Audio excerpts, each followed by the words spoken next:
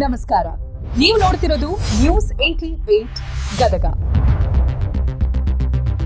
ಗದಗದಲ್ಲಿ ಪತ್ರಿಕಾಗೋಷ್ಠಿ ನಡೆಸಿದ ಗೋವಿಂದ ಗೌಡ್ರವರು ಚಿಕ್ಕಬಳ್ಳಾಪುರ ವಿಧಾನಸಭಾ ಶಾಸಕ ಪ್ರದೀಪ್ ಈಶ್ವರ್ ಅವರು ಶಾಸಕರಾದಲು ಎಂಎಲ್ಎ ಲಾಯಕ್ಕಿಲ್ಲ ಎಂದು ಗೋವಿಂದ ಗೌಡ್ರು ತೀವ್ರವಾಗಿ ವಾಗ್ದಾಳಿ ನಡೆಸಿದರು.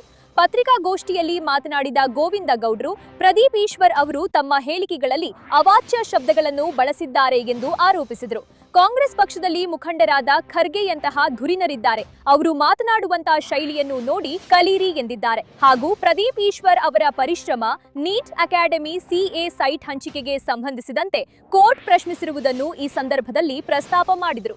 ಪ್ರದೀಪ್ ಈಶ್ವರ್ ಅವರು ನಮ್ಮ ಪಕ್ಷದಲ್ಲಿ ಒಬಿಸಿ ಜಾತಿಯ ನಾಯಕರುಗಳಿದ್ದಾರೆ ಎಂಬ ಮಾತಿಗೆ ಗೋವಿಂದ ಗೌಡ್ರು ತಿರುಗೇಟು ಕೊಟ್ಟಿದ್ದು, ಜಾತಿ ರಾಜಕಾರಣ ಮಾಡಬೇಡಿ ಎಂದು ಎಚ್ಚರಿಕೆ ನೀಡಿದ್ದಾರೆ.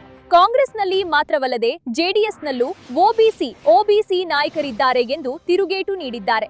ರಾಜಕಾರಣದಲ್ಲಿ ಅಥವಾ ಪಕ್ಷದಲ್ಲಿ ಜಾತಿಯನ್ನು ತರಬಾರದು. ಒಂದು ವೇಳೆ ಜಾತಿ ಬಗ್ಗೆ ಮಾತನಾಡಿದರೆ ಅದರ ತೀವ್ರ ಪರಿಣಾಮವನ್ನು ನೆಗೆಟಿವ್ ರಿಸಲ್ಟ್ ಎದುರಿಸಬೇಕಾಗುತ್ತದೆ ಎಂದು ಪ್ರದೀಪ್ ಈಶ್ವರ್ ಅವರಿಗೆ ಎಚ್ಚರಿಕೆಯ ಮಾತುಗಳನ್ನು ಹೇಳಿದ್ದಾರೆ.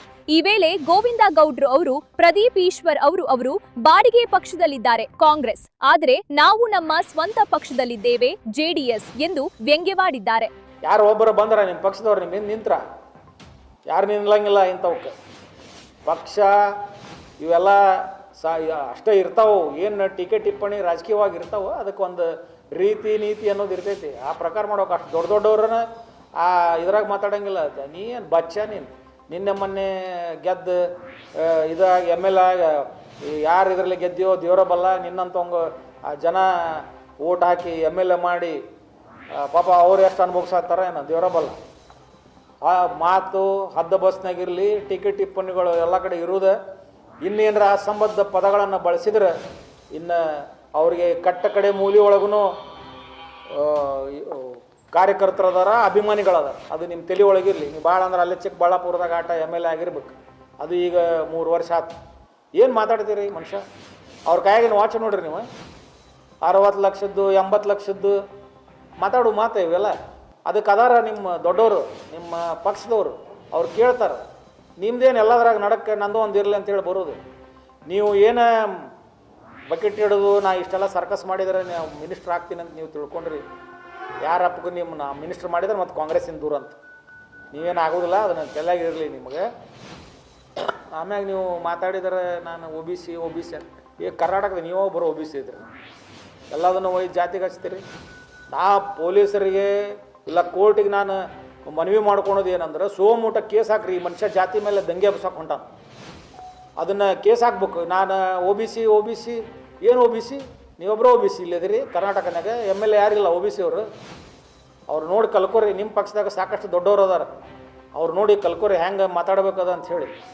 ಅದು ಇದು ಏನಾರ ಇನ್ನು ಮುಂದುವರಿತು ಅಂದ್ರೆ ಕಟ್ಟ ಕಡೆ ಮೂಲಿ ಒಳಗೂ ನಿಮ್ಮ ವಿರುದ್ಧ ಪ್ರತಿಭಟನೆ ಆಗ್ತಾವೆ.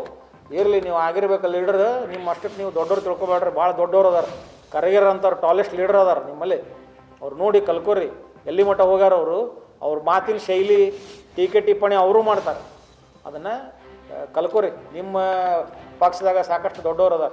ಇನ್ನೊಮ್ಮೆ ಇದೇನರ ಮರ್ಕಳಿಸ್ತು ನಮ್ಮ ನಾಯಕರ ಬಗ್ಗೆ ನೀವೇನರ ಅಸಂಬದ್ಧ ಪದಗಳನ್ನು ಬಳಸಿದ್ರೆ ನಾವು ಯಾರೂ ಕೇಳಂಗಿಲ್ಲ. ಇದು ನಿಮ್ಮ ತಲೆ ಒಳಗಿರಲಿ. ನೀವೇನಾರು ತಿಳ್ಕೊಂಬಿಟ್ಟಿರ್ಬೇಕು. ನೀವು ಅಲ್ಲೇ ಶಾರ್ಟ್ ಹೊಡೆದ್ನೆ, ಮೀಸಿ ತಿರುವಿದ್ನೆ ಅಂದ್ರೆ ಹೆದರ್ ಬಿಡ್ತಾರೆ ಅಂಥೇಳಿ ಹೆದರಕ್ಕೆ ಯಾರೂ ಇಲ್ಲಿ.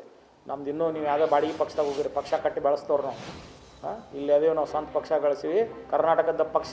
ನೀವು ಯಾವುದೋ ಬಾಡಿಗೆ ಪಕ್ಷದಾಗ ಅದಿರಲ್ಲಿ ರಾಷ್ಟ್ರೀಯ ಪಕ್ಷ ಅನ್ನಿಸ್ಕೊಂಡು ಪಕ್ಷದಾಗ ಹೋಗಿರಿ. ನಿಮ್ಗೆ ಇನ್ನೂ ಇರ್ತೈತೆ. ನಮ್ಗೆ ಯಾರು ಲಗಾಮ ಇಲ್ಲ ನಮ್ಗೆ.